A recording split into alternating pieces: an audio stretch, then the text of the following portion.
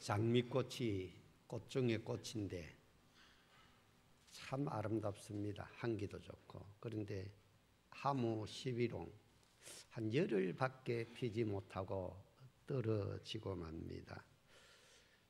장미꽃이 활짝 피었을 때 우리가 구경 갑니다. 울산에 장미공원이 있죠. 그 외에도 우리 주위에 장미 넝굴이 있으면 그것을 보고 사진도 많이 찍습니다.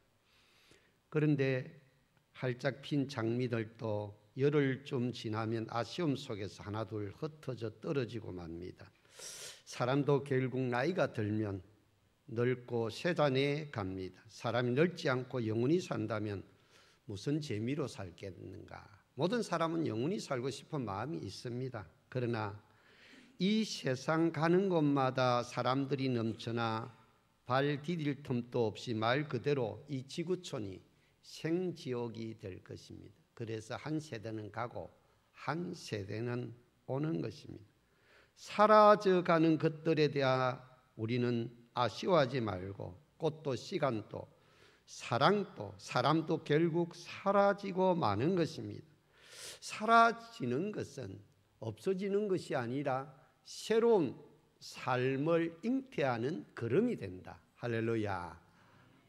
그렇습니다. 우리도 사랑하는 우리 교회 여러분, 최장로님 기도처럼 연로하신 분들이 많은데 여러분들이 사라지는 것으로 끝나지 않는 걸음이 되는 그런 인생을 사시기를 주의 이름으로 축원합니다. 에릭 포롬이라는 사람이 사랑의 기술이라는 책을 썼습니다.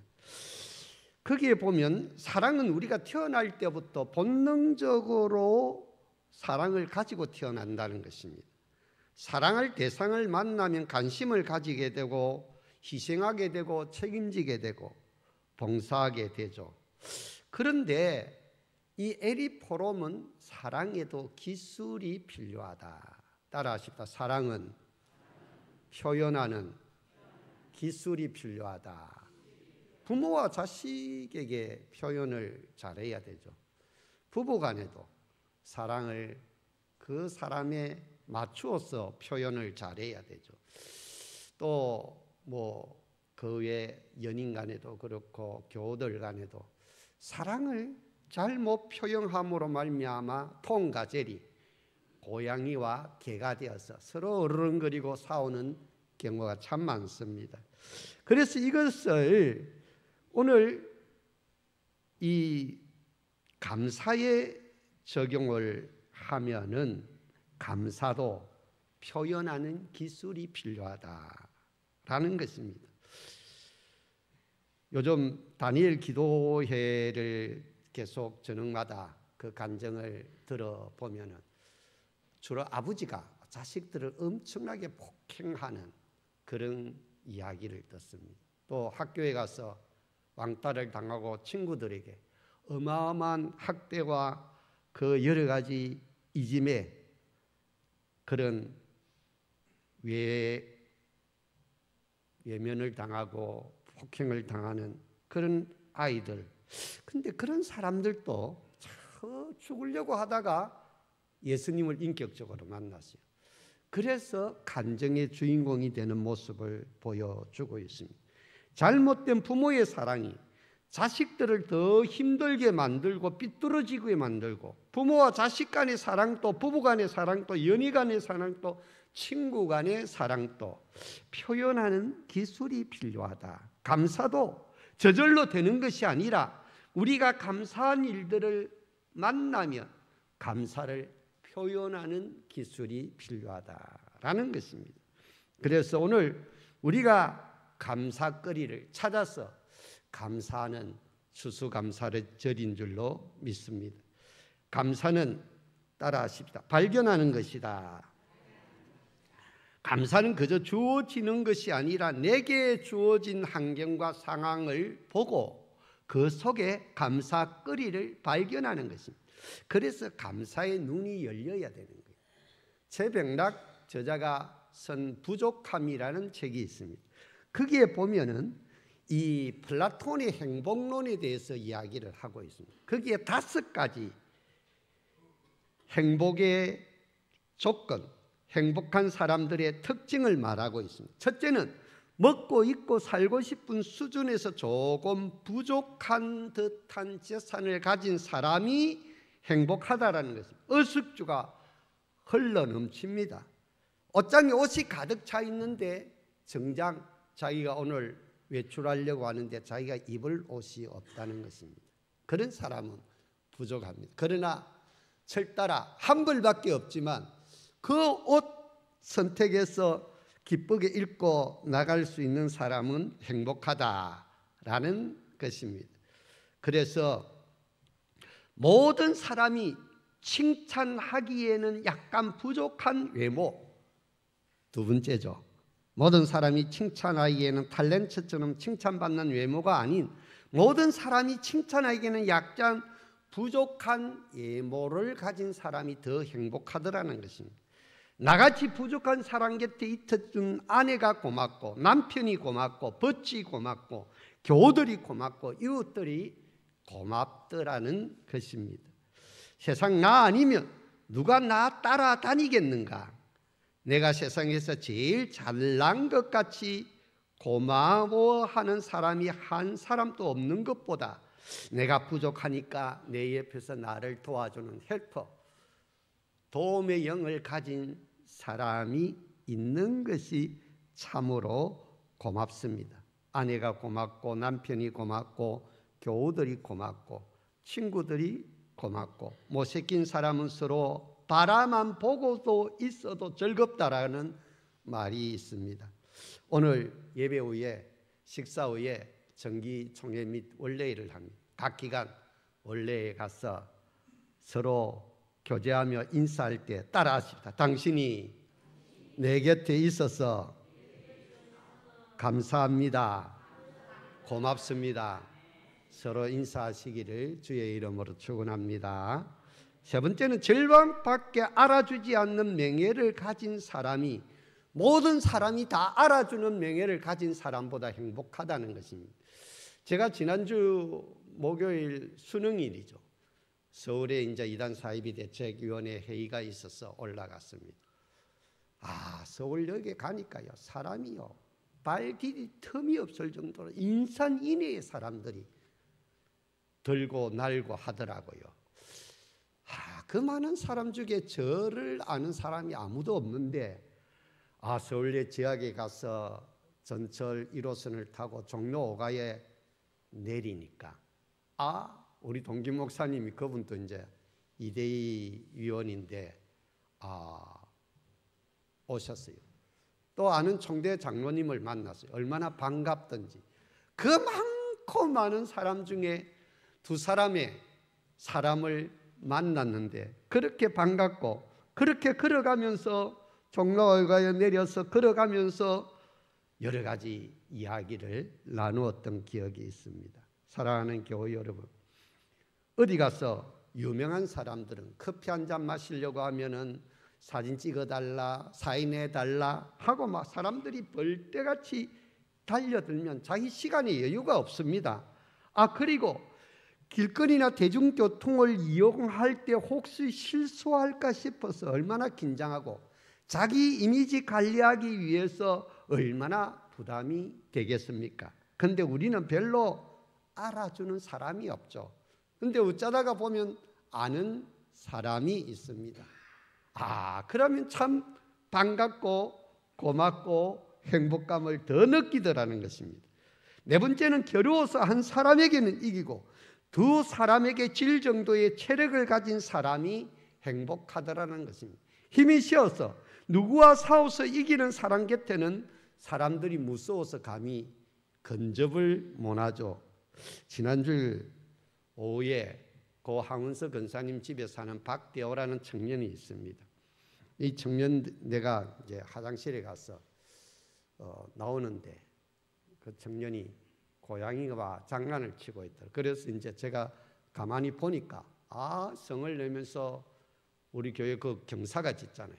오르막에 와서 내하고 싸우자고. 그래서 제가 얼른 겁이 나서, 옛날에도 맞은 기억이 있어가지고 겁이 나가지고 얼른 부엌으로 식당으로 들어와서 문을 잠가버렸다면 쾅쾅 치면서 그 소리에 들려 우리 교우들이 와서 왜 그러냐고 하니까 창문을 열어놓고 막 주먹질을 하고 욕을 하고 막 감을 지르고. 야, 그러니까 또 밑에 그 존터에 아이들이 배드민턴 치고 뭐 놀면 지 마음이 안 들면 돌을 던지고 감을 지르고 아이들 다 쫓아버리고. 그런 사람 곁에 누가 친구가 되겠습니까? 누가 같이 함께 있겠습니까? 누가복음 5장에 보면은 중풍병자가 있어요. 이 참 요즘도 중풍병자를 고치기가 힘든데 이 중풍병자 내 친구들이 그를 침상에 메어서 예수님 앞으로 내려놓는, 뭐 사람이 너무 많아서 들어갈 수 없으니까 한 사람도 비집고 들어가기 힘든데 침상을 메고 어떻게 예수님 앞에 들어갈 수가 있겠습니까? 그러니까 아예 막 지붕을 뜯어서 내 친구들이 지붕 위에서 그 자기 친구 중풍병자를 달아내리는 친구의 아름다운 모습.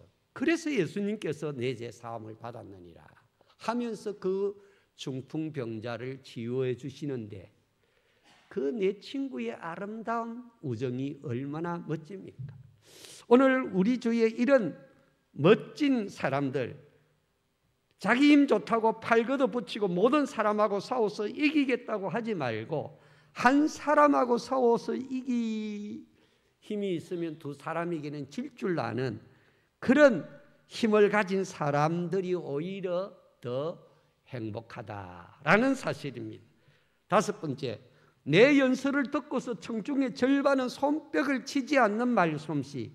그러니까 절반은 잘했다 인정하고 긍정적으로 반응하고 절반은 뭐 별로 박수도 치지 않는 그런 사람. 저도 참 설교 준비를 나름대로 많이 하는데 입이 어눌해가지고 참 이 설교를 잘하려고 제가 이제 우리 교회 녹음을 하잖아요. 녹음을 내가 두 번, 세 번 들어보고 이 부분 내가 고쳐야 되겠지 이러면서 마음을 또 굳게 묻고 기도를 합니다. 그리고 이제 설교 강단에 올라오면 이상하게 긴장을 해가지고 부드럽게 메시지가 잘 전달되지 않을 때가 참 많이 있습니다. 그런데 고린도후서 11장 6절에 보니까 그 뛰어난 바울도 내가 말에는 조라다, 모세도 내가 입술이 우둔하다 라고 표현을 했습니다. 그래서 저도 날씨가 좀 어른하고 설교가 매끄럽지 못한 부분이 있을지라도 착한 우리 교우들이 제 진심을 알아주고 은혜 받았다고 하고 설교를 못한다고 아니하니까 감사합니다. 제 딸에는 열심히 준비하는데 제 딸에는 열심히 잘 전달하려고 예를 쓰는데 기도를 하는데 그래도 절반이라도 은혜를 받으니 감사합니다. 할렐루야. 플라톤이 말한 이 다섯 가지 행복의 조건의 공통점이 차고 넘치는 것이 아니라 부족한 것이 있음에도 불구하고 감사할 때 그 사람에게는 하나님의 긍휼하심이, 여기에 보면 인자, 자비 이런 의미가 있잖아요. 하나님의 크신 은혜의 선물이 임한다라고 하였습니다. 사랑하는 우리 교우 여러분들도 아무리 내가 실패하고 실수해도 끝까지 일어서서 스탠딩 클럽에 줄 수 있는 사람이 내 곁에 있다고 하면 그것만으로 우리는 행복한 하나님의 사람이 될 줄로 확신합니다. 저는 오늘 추수감사주일 예배를 통해서 하나님께 올해도 지켜주시고 인도하여 주시고 보호해 주신 은혜를 보는 눈이 열리기를 주의 이름으로 축원합니다. 감사는 어느 날 주어지는 것이 아니라 지금 나에게 주신 환경에서 감사거리를 발견하는 것입니다. 그리고 그 감사를 표현하는 것입니다. 감사거리는 멀리 있는 것이 아니라 내 삶 속에 있다는 것입니다. 내 옆에 있다는 것. 조지 무어라는 사람은 그가 필요하는 것을 찾아서 온 세상을 돌아다니다 집에 돌아와 보니까 그의 필요한 것이 그 가정 안에, 그 집 안에 발견하게 되었다라고 하는 것입니다. 집에 들어가니까 엄마가 따뜻한 밥상을 차려주고 아내가 있고 남편이 있고 침대가 있고 푸근한 소파가 있고 재미있게 볼 수 있는 TV가 있고 제잘그리는 자식들이 반갑게 맞이해 주니까 얼마나 감사가 넘치고 행복이 넘칩니까? 큰 세 번째로 감사는 따라합시다. 오늘 지금 하는 것입니다. 감사는 이미 주신 것을 감사하는 것이고 미루는 것이 아니라 감사는 오늘 지금 하는 것인 줄로 믿습니다. 올해의 감사를 절대로 내년에 미루지 마시기 바랍니다. 왜냐하면 감사거리가 지나가면 다시는 기회가 안 올 수도 있다. 내년에 합쳐서 5년 후에 10년 후에 합쳐서 하겠다고 하면 이 감사거리가 화살처럼 휙 날아가 버려서 그 기회를 놓치고 만다. 아이고 그때 감사할 것, 그때 고마워할 것, 이렇게 후회해도 다시는 그 기회가 오지 아니합니다. 감사도 그렇고 사랑도 그렇고 미루지 말고 오늘 지금 감사하고 표현하시기를 주의 이름으로 축원합니다. 지금 전화하고 지금 문자하고 지금 선물하고 지금 헌금하시기를 바랍니다. 인도의 시성 타고로 시에 어느 청년이 겐지스 강가에 석양이 기울고 있는 강변에서 물끄러미 해 지는 모습을 바라보고 있었습니다. 어느덧 캄캄한 어둠이 찾아와서 일어날 생각을 하지 아니하고 무슨 깊은 고민이 있는지 그 밤을 다 세울 작정으로 흐르는 강물을 바라보고 있었습니다. 그러다 그는 캄캄한 밤에 옆에 있는 돌멩이를 주워서 심심하니까 던지기 시작했습니다. 무료했지만 또 나름대로 돌을 던지니까 재미있기도 했지만 하나 둘 골라서 던진데 어느새 새벽이 밝아왔습니다. 동쪽에 태양이 붉게 타오를 때 자기가 마지막으로 던지려고 하던 그 돌멩이가 버쩍버쩍 빛이 나는 거예요. 가만히 보니까 그 돌멩이가 돌멩이가 아니고 금덩어리였던 것이었습니다. 밤새도록 돌멩이인 줄 알고 흐르는 강물에 던져버렸던 그 수많은 돌들이 황금 덩어리였다는 거예요. 아이고 아까워라. 요즘 그만돈에 51만 원 한다는데 너무 아깝고 후회가 되어 한없이 울었다고 합니다. 우리가 살아가는 매일매일 시계에 짝깍거리는 소리 속에 우리의 시간들이 의미 없이 돌멩이처럼 던져버린 시간들이 얼마나 많고 보내버린 사람들이 얼마나 많습니까? 우리의 자녀들, 부부, 교우들, 직장 동료들, 이웃들, 내 곁을 지켜주는 사람들이 얼마나 귀한 황금 덩어리인데도 불구하고 너무 바빠서 황금 덩어리인 줄 모르고 돌덩이로 치고 반 사람들이 우리 주위에 얼마나 많습니까? 옆 사람과 한번 인사하십시다. 당신은 황금 덩어리입니다. 당신은 돌덩어리가 아닙니다. 할렐루야. 당신은 황금 덩어리인 줄로 믿습니다. 적게 가진 오늘 감사하지 못한다면 많이 가진 내일도 감사하지 못할 것입니다. 감사는 내 곁에 있는 이것을 돌멩이로 보지 않고 황금 덩어리로 볼 줄 아는 영안이 열리는 것입니다. 그러면 이것도 귀하고 저것도 귀하고 저 사람도 귀하고 이 사람도 귀하고 이 일도 귀하고 저 일도 귀한 것을 깨닫게 되는 것입니다. 행복은 절대로 모두 많이 가졌을 때 찾아오는 손님이 아니라 따라하십니다. 자족할 때 찾아오는 것이다. 행복은 감사할 때 내 주어진 환경, 내 상황, 내 주어진 그 안에서 감사할 때 찾아온다는 것입니다. 필립 안시라는 분이 지은 책 가운데 어느 청빙한 수도원에 들어간 사람이 있었습니다. 경건한 수도원의 벽에 그런 문구가 써 있더랍니다. 필요한 것이 있으시면 언제든지 알려주십시오. 저희가 그것 없이도 살 수 있는 방법을 알려드리겠습니다. 청비관 수도원에 가니 이것저것 필요한 것이 얼마나 많았겠습니까?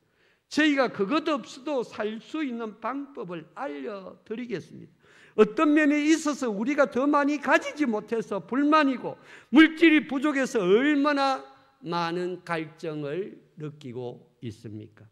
그런데 우리는 더 많이 가지지 못해서 문제가 아니라 불필요한 것을 너무 많이 가져서 문제인 것을 깨달으시기를 바랍니다.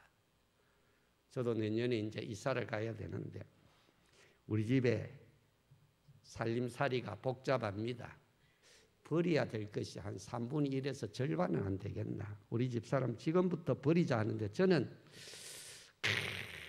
버리기 싫은 거예요. 먼지 한 톨도 다 가지고 가고 싶은 마음이. 그래서 좀 넓은 집을 구해라. 내가 집사람한테 돈도 없으면서 그렇게 이야기를 하고 있습니다. 오늘 내 손에 있는 것에 감사하지 못한다면 다 지나간 다음에는 그것이 얼마나 나에게 소중한 금덩이였는 것을 늦게 깨닫는다는 것입니다. 디모데전서 4장 4절에 하나님께서 지으신 모든 것이 선함에 감사함으로 받으면 버릴 것이 없다. 할렐루야. 인간이 눈으로 봐서는 이 환경이 무엇이 감사하냐? 내가 아픈데, 내가 배가 고픈데, 살 집도 없는데, 자식들 결혼도 못 시켰는데, 나라 꼬라지가 이런데, 늘 불안한데, 실직해서 당장 먹고 살 것이 만만한데, 내년에는 전세금 올려줘야 되는데, 그런데 그럼에도 불구하고 큰 눈으로 보면 하나님이 지으신 것 중에 선하시지 아니한 것이 없고 하나님이 주신 것 중에 버릴 것이 하나도 없는 줄로 믿으시기를 바랍니다. 우리는 이루어진 것에 대해서 감사하지 못하고 늘 자기가 이룰 것에 대한 야망에 목매달고 있습니다. 감사가 지천에 깔렸는데도 아직도 감사하지 못하고 금덩어리를 던져버리는 어리석은 인생들이 참 많습니다. 우리 자식들이 감사하고 고난 후에 연단을 받아 정금같이 나오는 것이 감사하고 교회가 감사하고 사회가 감사하고 그래도 나라가 감사하고 시간의 여유, 경제의 여유, 건강의 여유, 마음의 여유를 가진 것이 감사하고 할렐루야. 특히 결혼하신 부부들은 가족들을 금덩어리로 여기시기를 주님의 이름으로 축원합니다. 나도 솔직히 내가 내 마음에 안 들 때가 많잖아요, 그죠? 근데 어떻게 남이 내 마음이 100% 들 수가 있겠어요? 우리 사회생활, 공동체 생활 하다 보면 이것이 내 마음에 안 들다고 얼마나 많이 싸웁니까? 그래서 저는 싸울 일이 있으면 피하죠. 목사가 싸웠다 이러면 전도가 안 되잖아요. 그럼 문장 피해버리는 거예요. 피하죠. 특히 연세 드신 부모님께 효도할 기회를 놓치지 마시기를 바랍니다. 20, 30대 부모님 덕택으로 결혼하고 직장생활하고 애 낳고 열심히 살다 보고 애들 대학 보내다 보면 부모님께 제대로 효도할 그 여유가 없었죠. 50, 60대가 되어서 좀 여유가 생겨서 부모님께 효도하고 싶은데 가만히 보니까 부모님이 안 계시는 거예요. 정철의 시가 생각납니다. 어버이 살아 계실 때 섬기기를 다하여라. 지나간 후엔 애달파 의하리. 평생에 고쳐 못할 일이 이뿐인가 하노라. 저도 우리 아버님이 교통사고로 일찍 돌아가셨습니다. 그 다음에 제가 안수를 받았어요. 김해교에서. 그런데 우리 아버지가 제가 안수 받을 모습을 보았으면 얼마나 기뻐하실까. 우리 아들 장가갈 때 우리 아버님이 계셨으면 얼마나 기뻐하고 절교하셨을까 하는 아쉬움이 있습니다. 그래서 제가 아버지가 되게 보고 싶으면 대지교회 시온산에 올라갑니다. 올라가서 저 혼자 가끔씩 하면서 올라가서 기도하고 찬송을 부릅니다.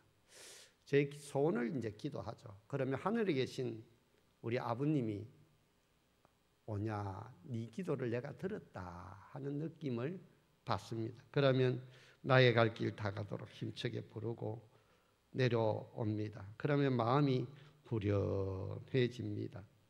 다행히 우리 어머님은 92세까지 사셔서 우리 다행이었습니다. 그래서 제가 아버지께 드리지 못한 용돈 매달 작지만 드리고 또 생필품 필요하면 매달 찾아가서 드렸어요. 우리 어머니가 연세가 들어서 치매기가 있어서 우리 동생이 참 어머니 자기 집에 모시고 간병한다고 고생을 많이 했습니다. 사랑하는 교우 여러분, 우리는 감사의 기회가 왔을 때 이 감사의 기회를 놓치지 말고 표현하는 하나님의 사람들이 되시기를 주의 이름으로 축원합니다.